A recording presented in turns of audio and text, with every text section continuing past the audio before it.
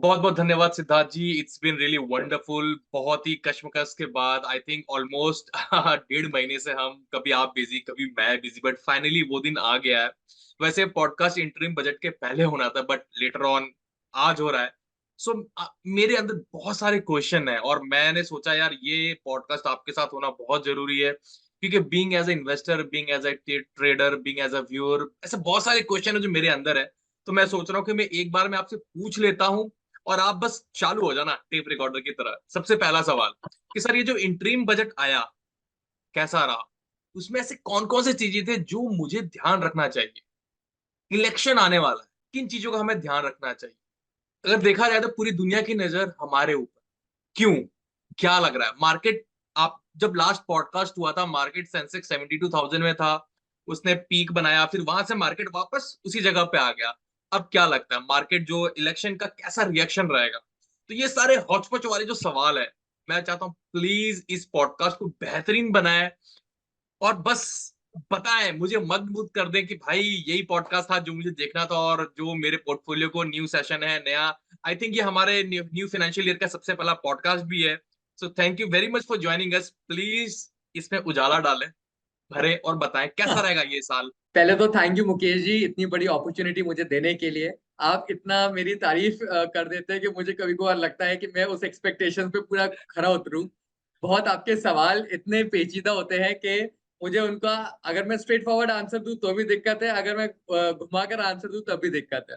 But anyways, आपने जो एक सवाल पूछा कि इंटरिम बजट को लेकर, तो मुझे ऐसा लगता है कि सबसे पहले ये जो इंटरिम बजट आया, ये मैंने अपनी अपने करियर में पहला ऐसा इंटरिम बजट देखा है जो एक पॉपुलिस्टिक बजट नहीं था। जैसे इंटरिम बजट आता ही तब है जब जनरल इलेक्शंस जब आने वाले होते हैं, वो एक फुल फ्लेजेड बजट नहीं होता है। और in fact full fledged budget budget तो इलेक्शंस के बाद आता है। सो ये वाला जो इंटरिम बजट हुआ था, ये मैंने बहुत क्लोजली देखा था।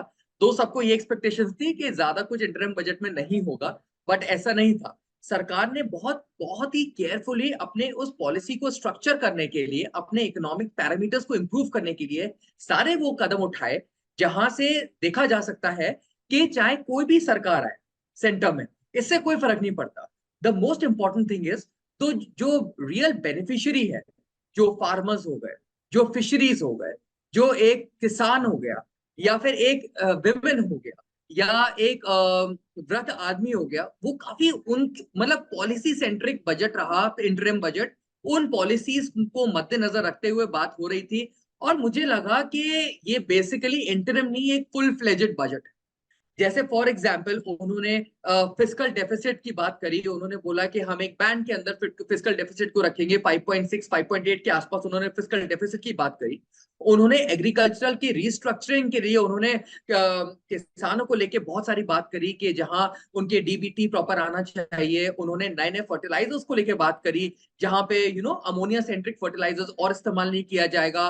और प्रॉपर एक जो एनपीके जिसको कहते हैं, एक proper nitrogen potash and phosphate का जो एक कॉम्बिनेशन है, वो किस तरीके से होना चाहिए जिससे किसान की जो एक आमदनी है वो बढ़े। ये बेसिकली ये एक पूरे इकोनॉमिक्स को, एक पूरे कंट्री की पॉलिसीज को रिस्ट्रक्चर करने वाली पॉलिसीज है, जो कि इस इंटरिम बजट में मैंने देखा कि सरकार ने प्रेजेंट किया।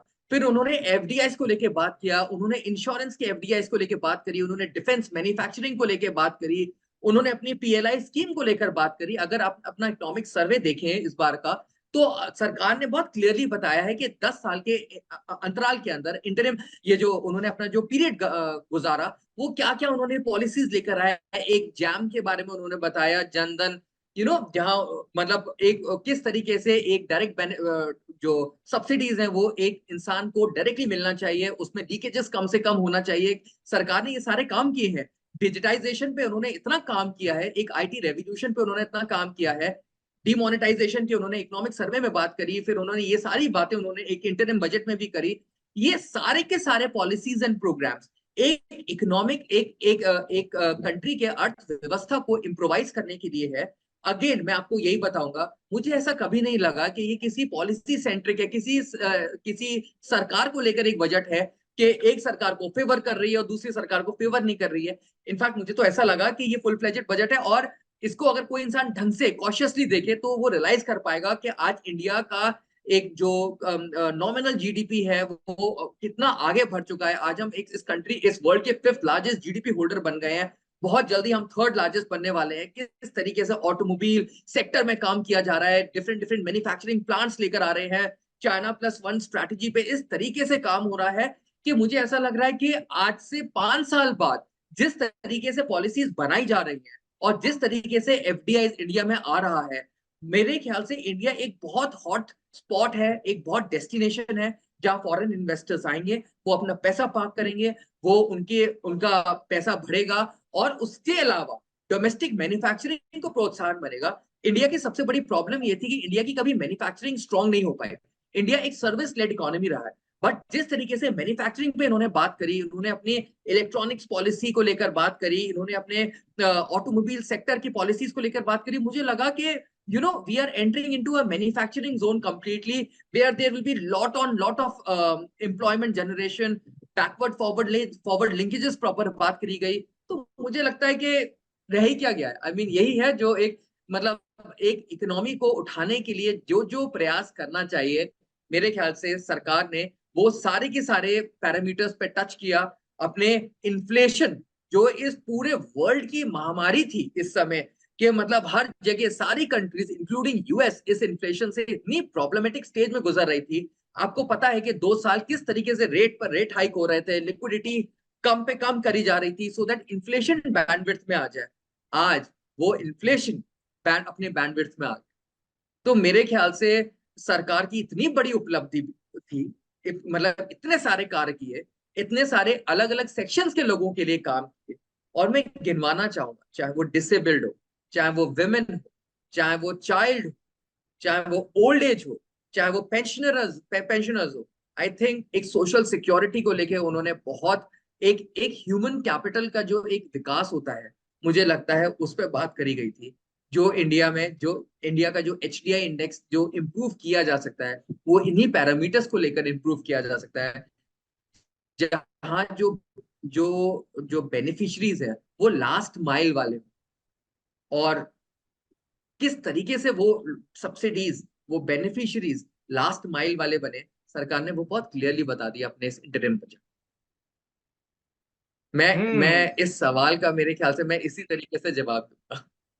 नहीं नहीं, बहुत ही बढ़िया आपने बहुत ही अच्छे से, बहुत ही विस्तार में आपने समझाया कि कितने पॉजिटिव क्यूज है।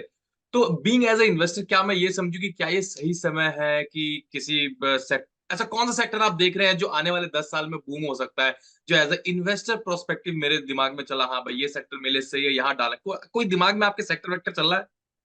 मुकेश जी, पहले तो मैं आपको ये बताना चाहूंगा कि ये जो मैं जवाब दूंगा ये मेरा जवाब नहीं है। ये एक जो आईएमएफ रिपोर्ट्स आती हैं या वर्ल्ड बैंक की मेजर रिपोर्ट्स आती है या वर्ल्ड के जितने भी ग्लोबल इंडेक्सेस की रिपोर्ट आती है, वो ये कह रही है कि इंडिया एक बहुत hot spot of destination investments है। इन्वेस्टमेंट्स दो तरीके से होती हैं, एक एफआईआई इन्वेस्टमेंट होता है और एक एफडीआई का इन्वेस्टमेंट होता है। और दोनों की ये दोनों की जो लहर है वो पूरी तरीके से दौड़ रही है इस समय। और ये लहर मैं जितना एग्जामिन कर पा रहा हूँ या एक्स्ट्रापोलेट कर पा रहा हूँ, ये एटलीस्ट 10 साल की लहर तो है ही, क्योंकि एक पूरा सेक्टर का विकास हो रहा है जिसमें मैन्युफैक्चरिंग जो है, आज चाइना का जो इतना विकास हुआ है 1978 से लेकर अभी तक, उसका कारण क्या है? उसका कारण मैन्युफैक्चरिंग सेक्टर ही है। और आज वो जो एक इकोनॉमी को चलने के जो दो पैर होते हैं, जिसमें एक सर्विस सेक्टर होता है, एक एग्रीकल्चर, एक मैन्युफैक्चरिंग सेक्टर होता है, तो आई थिंक आज वो मैन्युफैक्चरिंग सेक्टर पे काम हो रहा है। और मेरे ख्याल से जिसके कारण ये देखा जा रहा है कि इंडिया में इतना स्ट्रॉन्ग निर्यात आने वाला है, इतना स्ट्रॉन्ग विकास होने वाला है, जिसका मैं और आप तो क्या ही कल्पना करें। अगर आपका जो ये सवाल है कि कौन कौन से सेक्टर्स हैं जहां विकास की लहर देख सकते हैं, तो इस सवाल का जवाब देने से पहले मैं आपको बताना चाहूंगा कि सरकार ने जो अपना एक मुहिम चलाया था, मेक इन इंडिया, जहां पे डिफरेंट डिफरेंट सेक्टर्स पे उन्होंने बात करी थी, चाहे वो रेलवे वैगन्स हो, चाहे वो डिफेंस के आर्सेनल्स हो, चाहे वो एयर स्पेस हो, चाहे वो मतलब इसके बाद क्या होगा, चंद्रयान इतना बड़ा एक फेमस प्रोजेक्ट हो गया, वो सारा Yes. मेक इन इंडिया ही था पूरा का पूरा। अगर आप उसकी एक एक कंपनी उठाए वो सारा मेक इन इंडिया प्रोजेक्ट, चाहे वो एक इलेक्ट्रॉनिक्स हो, ये इस तरीके से मेक इन इंडिया में काम हुआ है कि सरकार ने ये देखा है कि मतलब अगर आप सेक्टर स्पेसिफिक बात करें, तो मुझे लगता है मैन्युफैक्चरिंग एक बहुत स्ट्रॉन्ग थीम है जो अपना एक मल्टीप्लायर इफेक्ट इस इकोनॉमी में लाएगी, और इस फील्ड में बहुत इन्वेस्टमेंट्स आने वाले हैं। दूसरा जो मुझे लगता है वो एक इलेक्ट्रॉनिक सेक्टर है, और इसका मेजर रीजन ये है कि जो एक पीएलआई स्कीम है, जो कि प्रोडक्शन लिंक इंसेंटिव स्कीम है, जो सरकार ने स्टार्ट करी है, वो इतनी बेहतर काम कर रही है, इतना एफडीआई इनफ्लोज आया है आज मोबाइल इलेक्ट्रॉनिक्स मैन्युफैक्चरिंग में, कि आज India is one of the largest producing manufacturing hub of mobile electronics in the world. मुझे लगता है कि एक फार्मास्यूटिकल सेक्टर पे भी बहुत आर एंड डी हो रही है। मैं स्पेसिफिक नाम तो क्या ही लूं स्टॉक्स के, आपको तो पता ही है। तो जिस तरीके से एक फार्मा सेक्टर में काम कर रहे हैं, वो भी एक बहुत इंपॉर्टेंट सेक्टर है। कैपिटल गुड्स पे भी बहुत काम हो रहा है। इनफैक्ट अगर आप कैपिटल गुड्स के सेक्टर देखिए, जहां एक बहुत स्ट्रॉन्ग केपेक्स जनरेटिंग सेक्टर्स में जहां सरकार अपना पैसा लगा रही है और उसको इम्प्रूव करने के लिए काम कर रही है, तो मुझे, वैसे तो आपने एक बहुत ही डिफिकल्ट सवाल मुझसे पूछ लिया, क्योंकि मुझे लगता है कि मोर और लेस सारे ही ऐसे सेक्टर्स हैं, एक इकोनॉमी को चलाने के लिए सारे ही सेक्टर्स का प्रोत्साहन और सारे सेक्टर्स का आगे बढ़ना बहुत जरूरी है। बट क्योंकि उन चुनिंदा सेक्टर्स में से जो बेस्ट सेक्टर्स है वो मैं आपको उनका नाम दे रहा हूँ, तो मुझे लगता है कि एक मैन्युफैक्चरिंग हो गई, एक इंफ्रास्ट्रक्चर हो गया, एक डिफेंस हो गया, एक इलेक्ट्रॉनिक्स हो गया, या और एक आईटी या फार्मास्यूटिकल, एक ऐसे सेक्टर्स है जहां पे आप ब्लाइंड बेट्स खेल सकते हो। आप देख सकते हो कि आपका एक पैसा एक एक्सपोनेंशियल रेट से बढ़ेगा। और इसका एक प्रॉपर एग्जांपल ये है, आज बहुत सारे म्यूचुअल फंड हाउसेस ने अपने डिफेंस के फंड लॉन्च कर दिए हैं, मैन्युफैक्चरिंग के फंड्स लॉन्च कर दिए हैं। उसका वो, क्योंकि वो खुद इतने बुलिश है कि इन सेक्टर्स में बहुत ज्यादा निर्यात होगा, बहुत ज्यादा पैसा आएगा, लोग इन्वेस्ट करेंगे, क्योंकि ये सेक्टर्स वो हैं जो इकोनॉमी से बहुत ज्यादा क्लोजली रिलेटेड है। और यहीं से एक मल्टीप्लायर इफेक्ट बहुत स्ट्रॉन्ग बनेगा, जहां और जितने भी पैरामीटर्स है, चाहे वो एक एक्सपोर्ट्स का हो, चाहे वो सर्विसेज का हो, चाहे वो करंट अकाउंट डेफिसिट हो, फिजिकल डेफिसिट हो, फॉर एक इंडियन फॉरेक्स रिजर्व हो, वो सारा का सारा पैरामीटर्स इससे फुलफिल हो जाएंगे इन सेक्टर्स से। तो मुझे वाह, लगता है ये वो सेक्टर्स है जिन पे बहुत स्ट्रॉन्ग काम हो रहा है, और जहाँ पे बहुत स्ट्रॉन्ग मल्टीप्लायर इफेक्ट से बहुत रिटर्न्स आने वाले वंडरफुल वंडरफुल। नहीं नहीं, सीता जी आपने बहुत ही अच्छे से, बहुत ही विस्तार से आपने समझा दिया। But yes, before we go ahead guys, ये जो इन्होंने बताया ये कोई पर्सनल रिकमेंडेशन नहीं है, ठीक है? आप अपना रिसर्च जरूर करें, देखें, चीजों को समझें, सीखें, और सूझबूझ के साथ यार किसी एडवाइजर, या अगर आप पढ़ रहे हैं तो ट्रेड करें। ये जस्ट एक जनरल कन्वर्सेशन है, ठीक है? तो किसी भी चीज को हल्के में ले, देखें, वीडियो को एंजॉय करें, और फिर आप आगे कंटिन्यू करें। तो चलिए सीधा जी आगे बढ़ते हैं। अब ये आपने बड़े अच्छे से समझा दिया कि चलो लॉन्ग टर्म व्यू तो मेरा बहुत अच्छा है, ये चीज हो रहा है, वो चीज हो रहा है, लेकिन अगर मैं शॉर्ट टर्म व्यू देखूं, अगले महीने से इलेक्शन भी आने वाला है, मार्केट एक टॉप बना के नीचे भी आ रहा है, काइंड ऑफ साइडवेज सा माहौल चल रहा है। तो मैं यहाँ से, अगर मैं शॉर्ट टर्म इन्वेस्टर हूँ, मुझे इन 5 महीनों में अगर कुछ कमाई करना है या कुछ करो, तो आपको यहाँ से मार्केट का व्यू आपको क्या लग रहा है? देखिए, जनरली जनरल इलेक्शंस, कोई भी जनरल इलेक्शंस होते हैं, नॉट ओनली इन इंडिया, अगर आप बाहर की भी जनरल इलेक्शंस देखें, तो मार्केट्स काफी वॉलेटाइल रहती हैं जनरल इलेक्शन से पहले। क्योंकि बहुत सारे स्पेकुलेशंस आते हैं कि कौन सी पावर आएगी सेंटर में, किस तरीके से पॉलिसीज की कंटिन्यूटी होगी, कौन सी पॉलिसीज होंगी जो डिफंक हो जाएंगी, या कहीं कोएलिशन की गवर्नमेंट आएगी। क्योंकि बहुत सारे इंटरनेशनल रिलेशनशिप्स इन्हीं एक बहुत स्ट्रॉन्ग पॉलिसीज पे डिपेंडेंट है। तो मैं, आपने मुझसे जो सवाल पूछा कि एक शॉर्ट टर्म व्यू क्या आपको लगता है एक इस इकोनॉमी का, तो मुझे लगता है सबसे पहले वॉलेटिलिटी तो थोड़ी बहुत रहेगी, जिसको हम एक विक्स इंडेक्स से हम नापते हैं। और इस समय तो चलिए विक्स इंडेक्स काफी अपने एक बैंडविड्थ के अंदर ट्रैवल कर रहा है, तो वो एक अच्छी ही बात है। जनरली इससे ज्यादा वॉलेटिलिटी देखी गई है पास्ट इलेक्शंस में। इस बार क्योंकि काफी ऐसा देखा जा रहा है कि वॉलेटिलिटी कम है विज़ द पास्ट इलेक्शन, तो हमें लगता है कि इलेक्शंस काफी प्रिडिक्टेबल होंगे, काफी स्टेबल गवर्नमेंट आएगी सेंटर में। और वो गवर्नमेंट एक ऐसी होगी जो एक जहाँ पे कंटिन्यूटी ऑफ पॉलिसीज हम देख सकते हैं। तो अगर आप मुझसे बोले शॉर्ट टर्म व्यू क्या है, तो मुझे लगता है कि इलेक्शन से पहले जनरली ना कंजम्पशन सेक्टर बहुत स्ट्रॉन्ग वर्क करता है। स्पेशली दोनों टाइप के कंजम्पशन होते हैं, एक डिस्क्रिशनरी कंजम्पशन होता है, एक स्टेबल कंजम्पशन होता है। तो मुझे लगता है कि ये एक ऐसा सेक्टर है जो हर बार इलेक्शन से पहले एक बहुत बहुत स्ट्रॉन्ग तरीके से वर्क करता है। और क्योंकि सरकार काफी पॉपुलिस्टिक हो जाती है कभी कभार, जहां वो पेट्रोल के, डीजल के, एलपीजी के प्राइसेस कम कर देती है। इनफैक्ट अब तो मॉडल कोड ऑफ कॉन्डक्ट भी लग गया है, तो आप देख भी पा रहे थे कि कुछ प्राइसेस भी कम हो गए।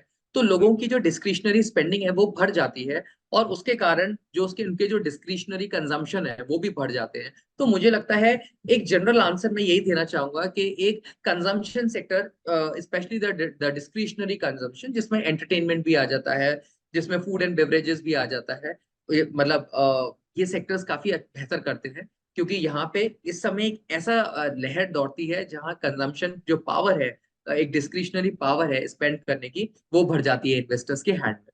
तो मैं यही बोलना चाहूंगा कि इस समय अगर कोई बहुत शॉर्ट टर्म बेट लेना है 2 या 3 महीने के लिए, तो डिस्क्रिशनरी कंजम्पशन पे आप लोग ले सकते हैं। और उसके अगर आप स्टॉक्स भी अगर आप एनालाइज करें तो आपको दिखेगा कि वो भी एक अच्छी तरीके से मूव कर रहे हैं। बेहतरीन बेहतरीन। अगेन ये रिकमेंडेशन नहीं है। मैं हाथ जोड़ रहा हूँ, बहुत लोग बहुत तुक बना लेते हैं। भैया से भी इंजॉय करो पॉडकास्ट को। चलिए आगे बढ़ते हैं। तो आपने बड़े अच्छे से समझा दिया लॉन्ग टर्म व्यू क्या, शॉर्ट टर्म व्यू क्या है, बट आने वाले कहते हैं कि मार्केट ने एक टॉप बनाया है, तो आपको क्या लगता है इलेक्शन के बाद अगर मार्केट रैली लेता है तो क्या हमें और टॉप्स दिखेंगे मार्केट में, या फिर या मार्केट साइडवेज हो जाएगा, प्रिडिक्टेड है कि साइडवेज हो जाएगा, या फिर अगेन हमें टॉप दिखेगा? क्योंकि लास्ट टाइम जो पॉडकास्ट हुआ था आपने खुल के बोला था भाई टॉप दिखेगा, टॉप बना। इसलिए दोबारा क्वेश्चन ने पूछा, अब बता दोबारा टॉप बनेगा? आप मुझे बहुत कॉन्शियस कर रहे हैं ये सवाल पूछकर।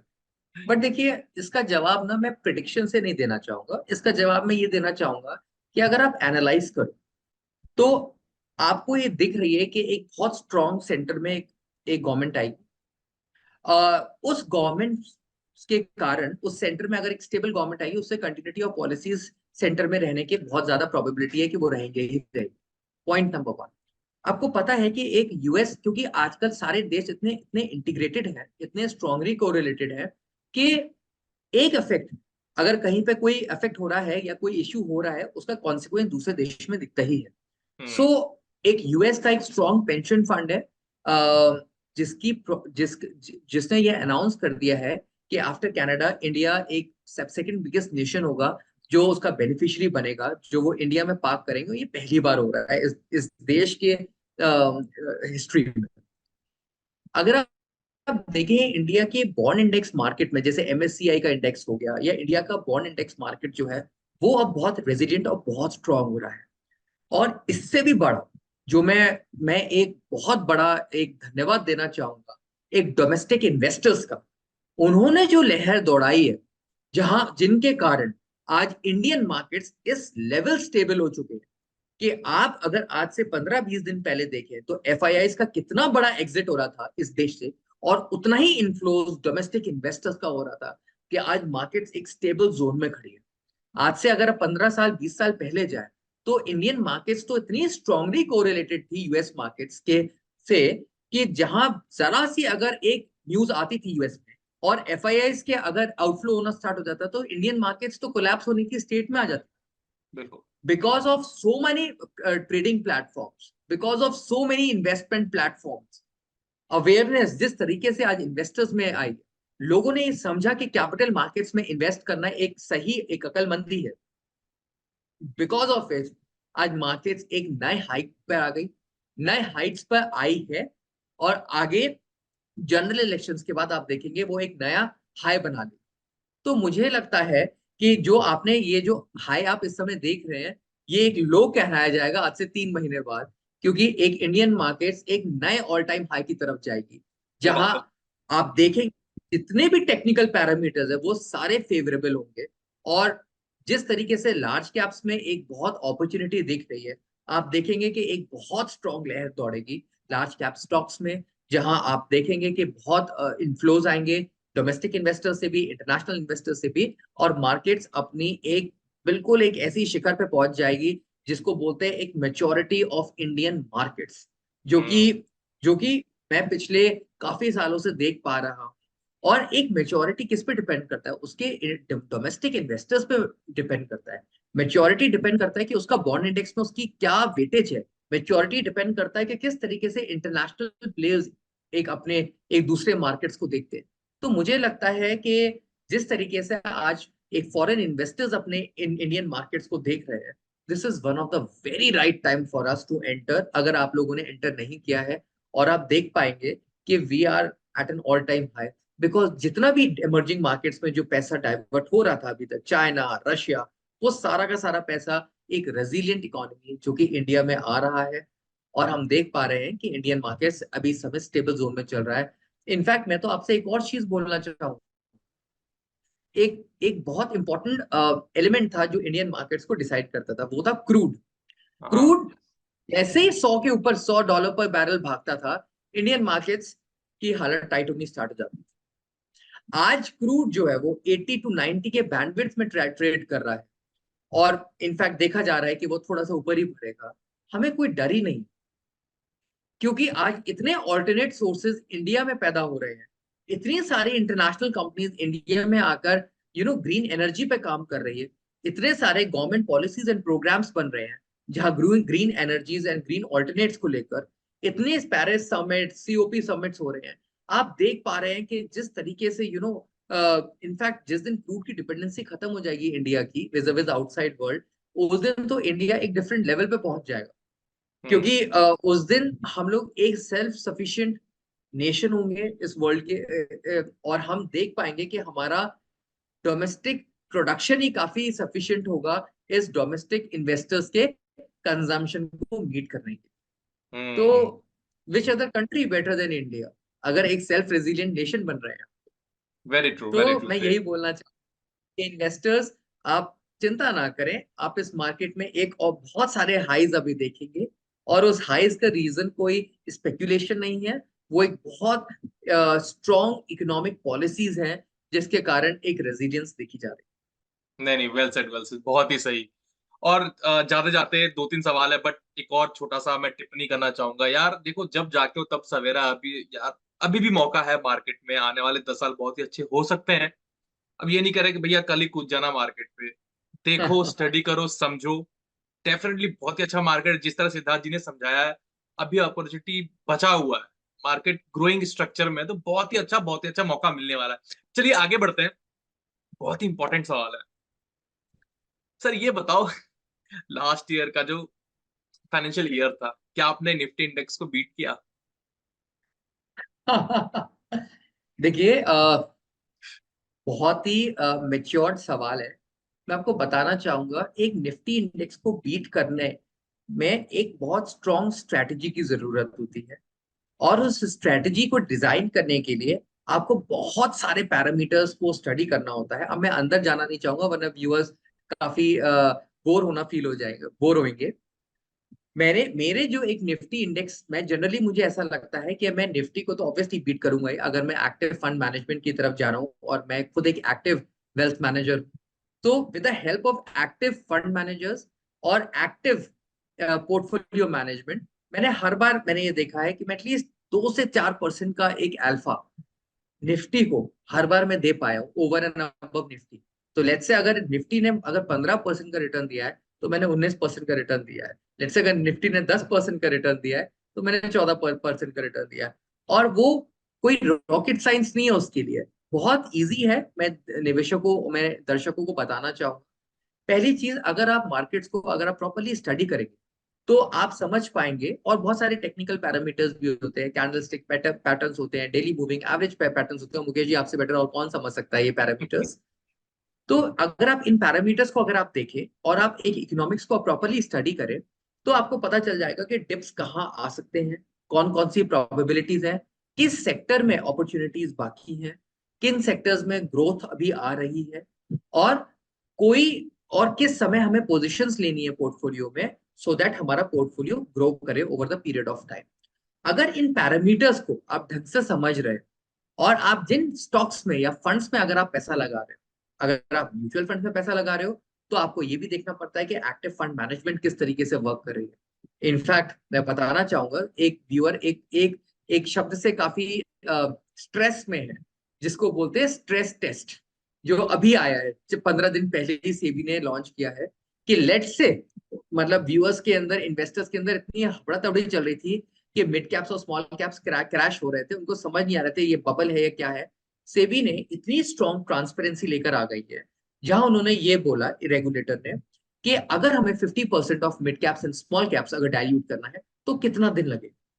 तो ऑन एन एवरेज जो रिटर्न्स आए, रिजल्ट्स आए, वो ये है कि मिड कैप को अगर आप डाइल्यूट करोगे 50% तो 6 दिन लगेगा, और स्मॉल कैप्स को डाइल्यूट करोगे तो 14 दिन लगेगा। अलग अलग फंड हाउसेस ने अलग अलग स्टैटिस्टिक्स और डेटा लेकर आए। जिस तरीके से ट्रांसपेरेंसी सिस्टम के अंदर आ रही है मुकेश जी, मुझे लगता है एक India is not only a vibrant democratic nation of this world, but it is turning out to be one of the matured capital markets of the world.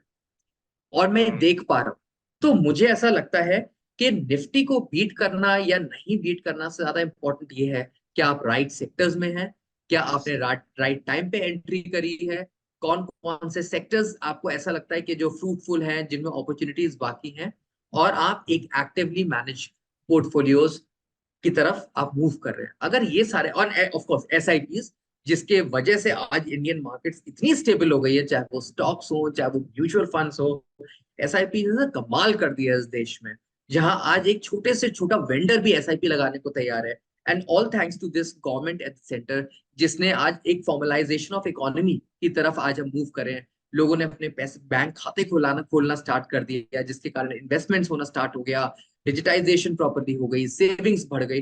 तो जहां हम सेल्फ सफिशिएंसी की बात कर रहे हैं, मुझे लगता है एक, जब इंडिया इतना, नेशन इतना स्ट्रांग, इतना इतना इतना रेजिलियंट हो रहा है, तो एक वेल्थ मैनेजर क्यों नहीं होगा, वो भी बीट करेगा इंडेक्सेस को रेगुलरली। नहीं नहीं, वेल सेड सिद्धार्थ जी, बहुत ही अच्छा लगा सेशन करके, और जिस तरह से आपने चीजों को समझाया। बट जाते जाते एक चीज मैं बोलना चाहूंगा, ऐड ऑन करना चाहूंगा। गाइस देखो यार, जो भी चीज सर समझा रहे हैं वो इतना इजी नहीं है। ये एक दिन में आप नहीं सीखोगे, ना एक महीने में सीखोगे। इसमें बहुत शिद्दत लगाना पड़ता है, पढ़ना पड़ता है चीजों को, सेक्टर ड्यूरेशन पढ़ना पड़ता है, थ्योरीज करनी पड़ती है। आपके पास दो चॉइस है, या तो आप अगले 2-3 साल दे दो, या 4-5 साल आप जहां से भी पढ़ाई कर रहे हो, या तो बेस्ट है सिद्धार्थ जी बैठे हुए वेल्थ मैनेजर, सीधा कांटेक्ट करो। मैं इनका डिटेल नीचे दे दूंगा। अब ये मेरा रिकमेंडेशन नहीं है, ये मेरा एडवाइस नहीं है, बट अगर आपको पॉडकास्ट है, थोड़ा भी व्यूज अच्छे मिल लग रहे हैं, या जो भी हमने बातचीत की है, he is the right guy. आप कांटेक्ट कीजिए, वो आपको कंसल्ट करेंगे, वो आपको बताएंगे यार, अगर आपके पोर्टफोलियो का 1%, 2% जितना भी लेते हो, देने के बाद अगर आपको अच्छा रिजल्ट मिल रहा है, और अगर आप बीट कर पा रहे हो जैसा ये बोलते हैं, कोई हर्ज नहीं है guys. So it's been lovely Siddharth ji, बहुत ही अच्छा लगा मुझे बात थैंक यू करके। सो मच डेफिनेटली मुकेश तीन जी, महीने आपके बाद मैं साथ। वापस आऊंगा, कोशिश करूंगा कि भैया वापस बात करें यार, वो भी गया जो आपने किया ठीक था। है, परफेक्ट मुकेश जी, आपसे बात करके मुझे ऐसा लगता है कि अपने अंदर के जितना भी ज्ञान है मैं सब व्यूअर्स को दे दूं, जिससे व्यूअर्स को समझ में आए कि क्या सही है और क्या गलत है और किस तरीके से निवेश करना चाहिए। नहीं नहीं, wonderful wonderful, it's been lovely talking to Siddharth ji. तो मैं आशा थैंक यू। करता हूँ आपका भी दिन अच्छा रहे, नया साल है, अच्छे से शुरुआत करें। डेफिनेटली 4 डिजिट ही, 6, 7, 10 डिजिट में आप आगे जाए, निफ्टी 15 पे तो आप 22 चले जाए। थैंक यू मुकेश चले, जी, it's been thanks a my lot. Pleasure, thank you very much Siddharth, thank you very pleasure. Much. Okay, thank you Mukesh ji.